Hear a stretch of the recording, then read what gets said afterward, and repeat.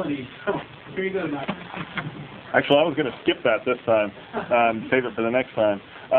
It doesn't seem fair to follow up a description of a new species with monitoring and assessment, but I've been assigned the chore, so here goes. Go ahead and...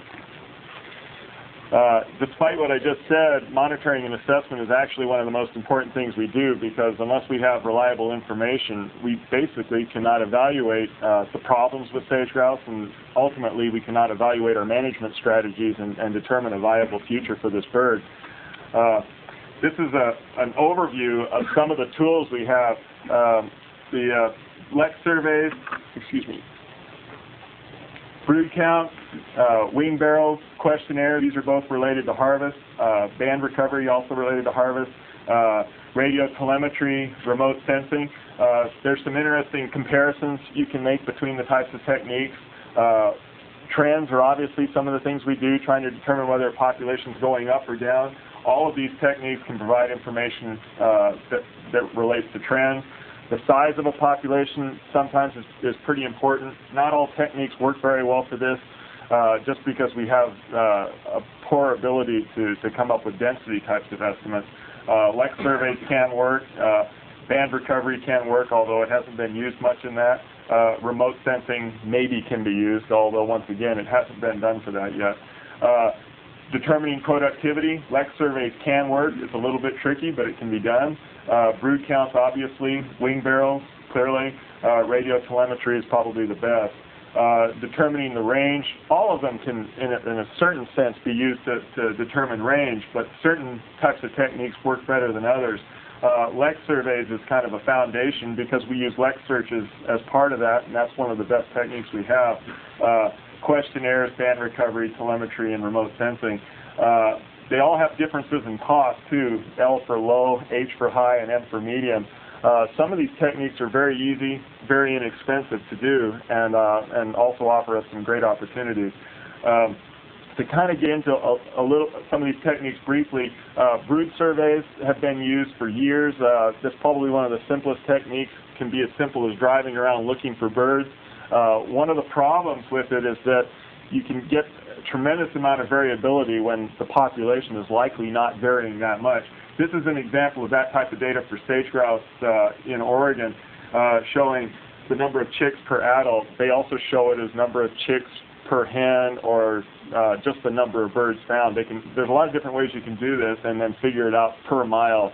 So you can get some measures to make this comparable between years. But there's no way the population is varying this much between years. What you're seeing is most likely changes in productivity. In a lot of cases, it's changes in weather, changes in search effort, changes in where you search. There's all sorts of stuff that goes into this. And what we found that when looking at things like brood surveys, it's very difficult to do brood surveys throughout the distribution of sage grouse and have them be comparable. We tried doing brood surveys in the state of Washington and fell flat on our face, even when we still had birds, because we didn't have enough roads going through good brood habitat where we got enough observations to make it worthwhile. Other areas, the birds come right to roads, and sometimes they come to roads when the conditions are dry, for example, where when it's wet, they may come to roads in certain weather conditions. Other years they may be in riparian areas. So you got lots of things to consider here. Another type of technique relating to harvest. Harvest has always been a big way for sampling birds. In the state of Colorado, they've perhaps been as more consistent than I think any other state in collecting this type of data. They've also been more consistent in their interpretation of the data and trying to crank out whatever they could from the data. This is kind of an example. From looking at molt patterns on wings, they're able to get indications of brood success. Not only can you can obviously go in and look at a wing and determine whether it's a male, a female, an adult, a yearling, or a chick, but in the case of Colorado, they also went a step further and estimated whether a particular female had been successful that year by the pattern of molt. Some of the other before I get into this, the harvest techniques have a problem, and you can probably already guess from looking at the earlier talks on status. Not every state has a harvested population, and some of the harvest samples are so low now we no longer have that ability to use harvest as a way of evaluating populations. We can't use that type of technique in the state of Washington. Even questionnaires, it's the same way. Questionnaires always used to be subsamples, and we have a problem with questionnaires because we never seem to get enough hunters to make that type of data as worthwhile as we'd like it to be. When you get into band recovery, which also requires harvest, and when you get into things like radio telemetry, you can get some better information on this with less of those types of concerns about bias. But then you have problems, the fact that these methods are so expensive. In this case, you can kind of see some chicken wire here, or poultry netting as they call it in the stores. Here's a hen, another hen, and a male, and this type of technique has been very useful for catching birds in some areas. Most of the people here, though, use night lighting types of techniques, and in all honesty, they're far more successful than this type of technique when you have a good population to work with. And they've been very effective at catching birds, but it's expensive to do. And then all the birds would end up being banded. Dr. Braun talked about Jessica Young earlier. This is a picture of her banding a Gunnison sage grouse. Here's an example of some of the data from Colorado, and I clearly can't use data from Washington because we don't have any. Harvest. This is good data. They banded 5,600 birds to do this. All right. There aren't too many areas in this country where you're going to go out and band 5,600 sage grouse to collect this type of data anymore. Even if you had that good of a population, it's an incredible cost just for that. But these are some of their estimates.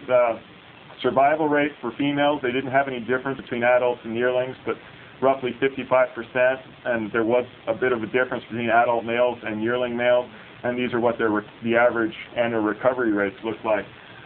They also did have an annual difference in yearling males that they were able to detect.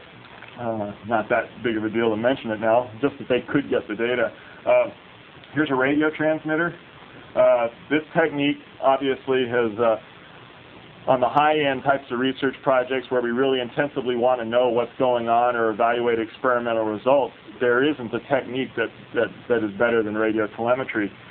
When radio telemetry was first used, they were putting radios on backs of birds that were sometimes, how big were those, 60 grams or something, the first radios?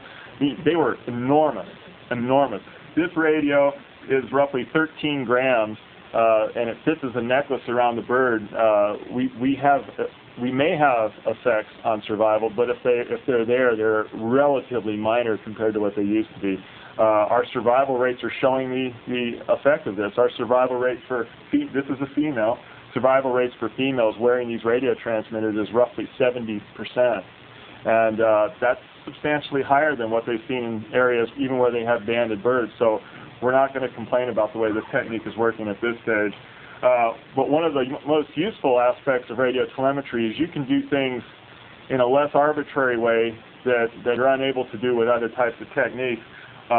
Probably primarily in that is being able to find nest locations, which otherwise would clearly be biased by search effort and all the other factors that go into nest searches. In the state of Washington, we've also, because we've been able to monitor things like nest success, evaluate the effects of looking at annual variation in nest success and trying to get a better handle on what causes annual variation in nest success. We've also been able to do things relating to habitat selection that you wouldn't automatically think of would be related I mean, for instance, birds select habitat, but you wouldn't necessarily assume that habitat selection changes that much on an annual basis.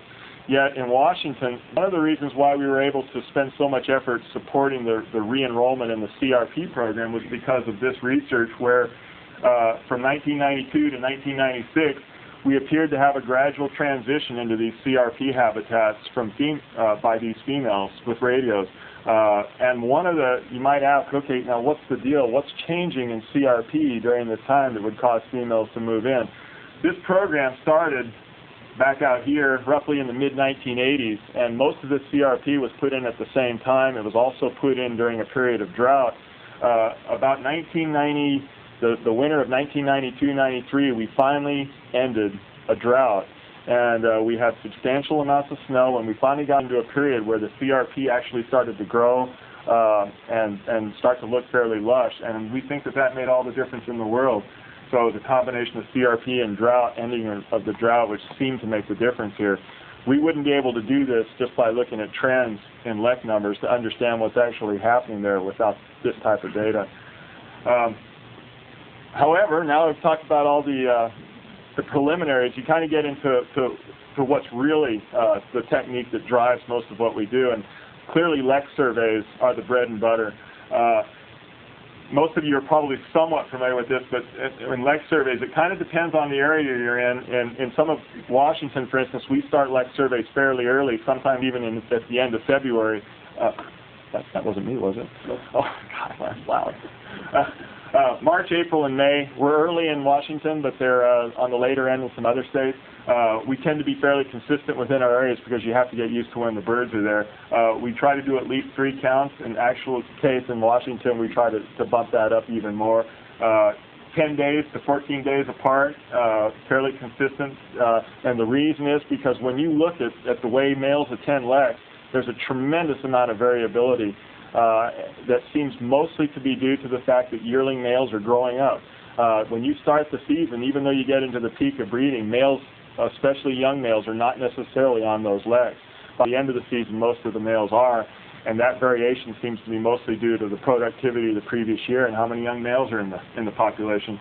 And we try to be consistent with regard to time of day, weather. We repeat pour counts, which often happens because a predator flies over the lek and flushes all the birds, and they tend to be very skittish. They'll go somewhere else or just skip it for the rest of the morning. So obviously a predator can mess you up quite a bit. And one of the most important, that probably that least appreciated, is always searching for new leks to try to maintain an indication of what's going on, because leks can move on an annual basis and leks may start. And if you want to find out what's going on in the population, also on the increasing side. This is kind of a summary of what we've been able to do with this type of data in Washington. I showed you the current populations earlier. Each one of these solid dots is an actual active lek location at this time. This is the Yakima Training Center area, northern Washington, as I already talked about. And all these little open dots are areas where, since 1954, we've documented leks that are no longer active. And it's kind of an ongoing process. You start and you're gradually learning new information. There are probably other leks out there that we didn't find that are no longer active. We never will find them.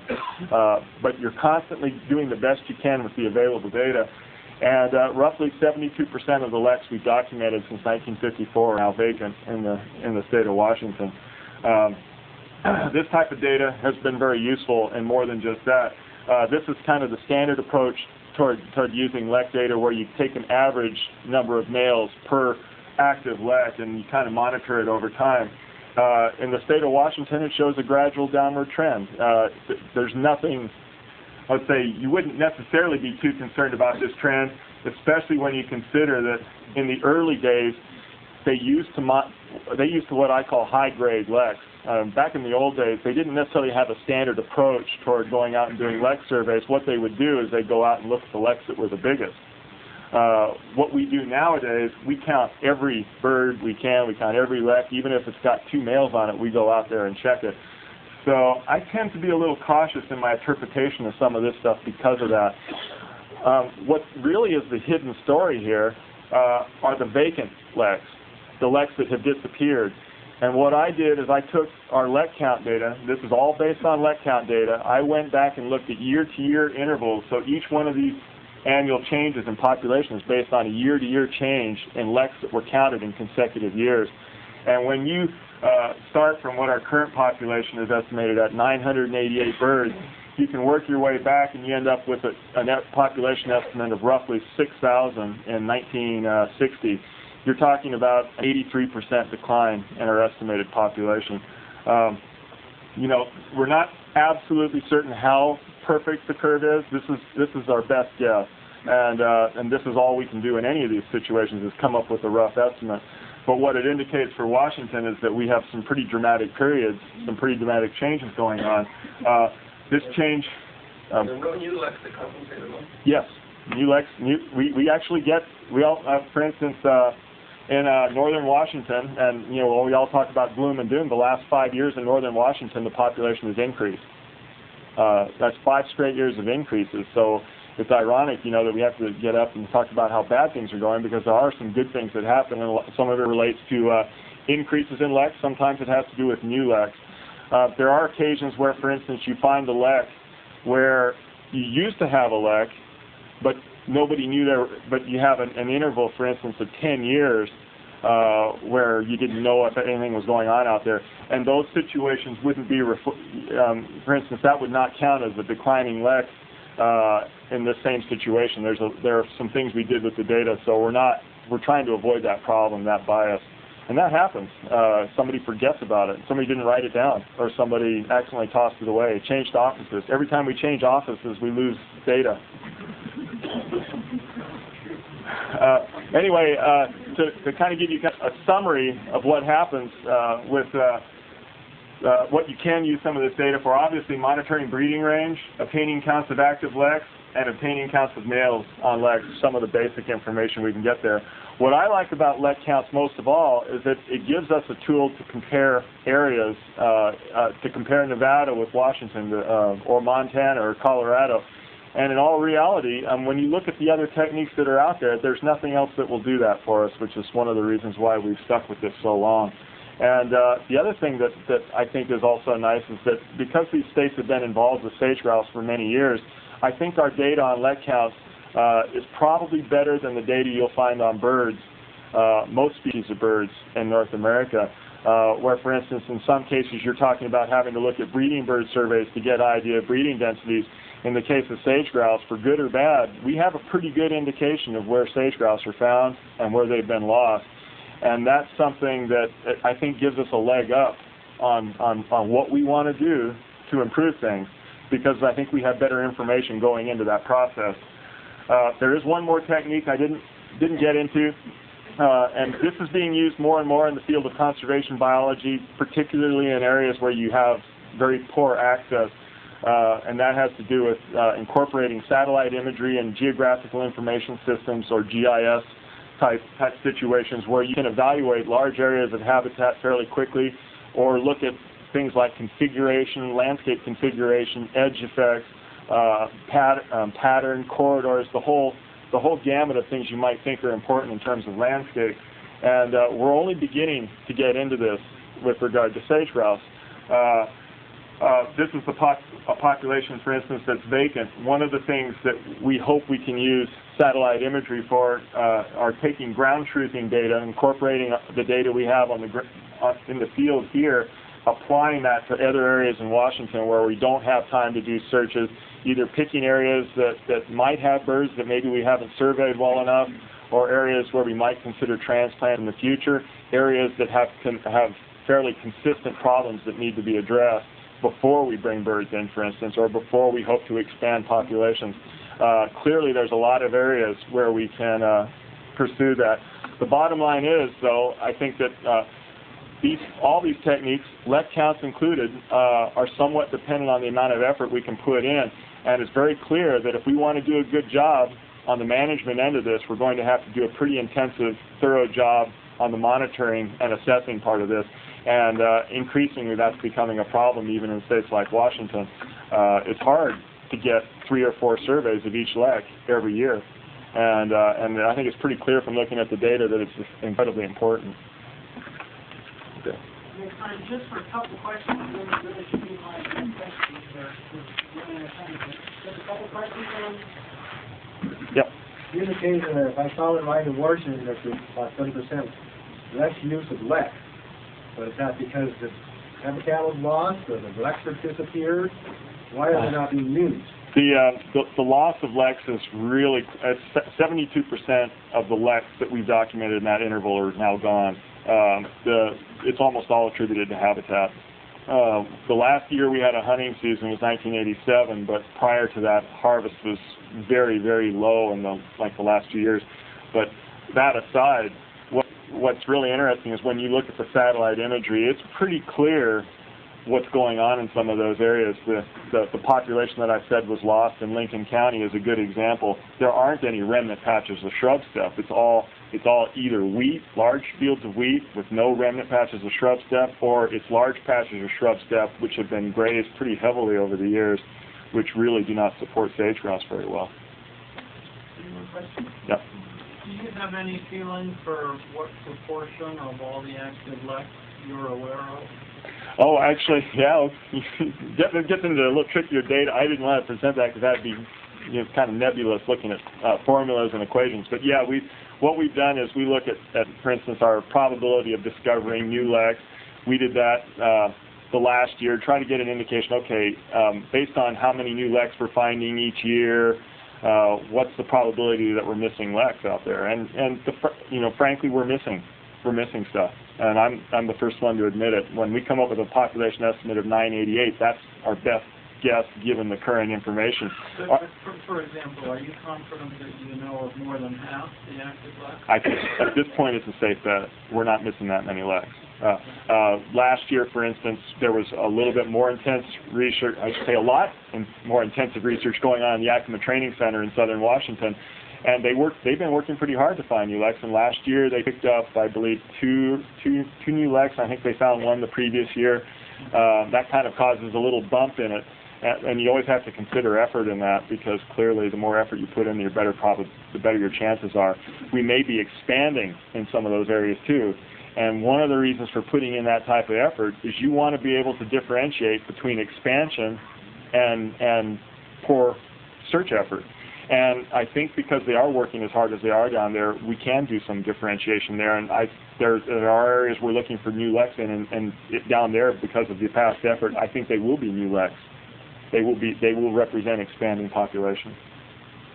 Okay, anyway. questions? Move right along to Dr. Farley and Ed.